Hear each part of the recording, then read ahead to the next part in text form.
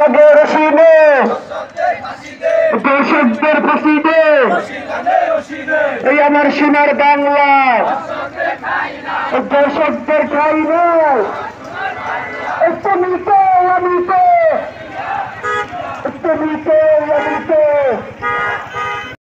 সেই আশায় আমরা উচিত হতে পারি নাই। প্রিয় উপস্থিতি, দর্শকরা কাছে ঘরের গোড়ায় আর দর্শকরা প্রকাশ্যে ঘুরে বেড়ায়। প্রিয় উপস্থিতি, তাই আমি সবাইকে অবগত করতে চাই, আমার ধর্ষিত বোনের মূল্য নির্ধারণ করেন। তাদেরকে আমি বলতে চাই, আপনার ঘরের মা বোনের মূল্য আগে নির্ধারণ করেন। দরকার হলে আমরা দর্শক ঘরে ঘুরে আনবো, আপনাদের মা বোনের ধর্ষণের মূল্য আগে নির্ধারণ করেন। করার জন্য নয়, করার জন্য আপনারা সরকার যদি ব্যর্থ হন বলেন, আমরা ছাত্র জনতা, বাংলাদেশের তৌহিদি জনতা নিজেরা এর প্রতিরোধ করে তুলব ইনশাআল্লাহ।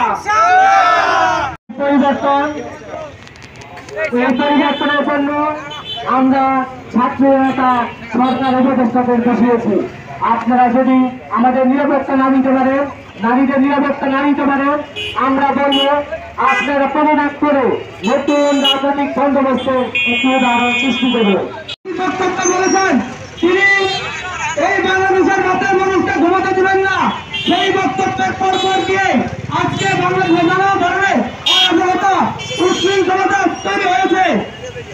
বাংলাদেশ জাতীয়তাবাদী ছাত্র দল যদি আরেকটা উত্তর চেপে দেওয়া হতো, সহমতের উপস্থিতি বেগমগঞ্জে আমার এক বোনকে সাহায্য করা হয়েছিল।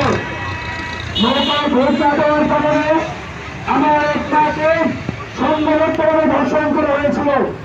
আমরা সেই সময় 2020 সাল 2021 সালে আমরা রাজপথে নেমে এসেছিলাম। একটা